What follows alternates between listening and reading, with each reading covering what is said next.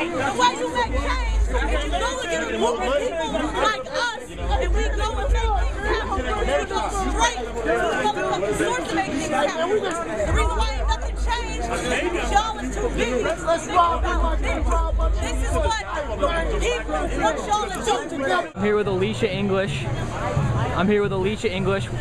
We're on Broadway.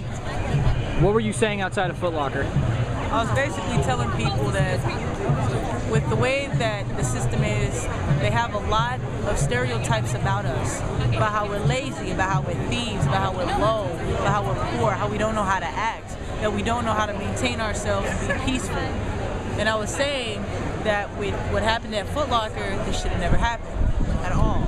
This made us, I felt like, as a people, as a whole, it made us all look bad. It took the attention because this is for Oscar Grant. The thing is that a lot of the nation is going to look at black people.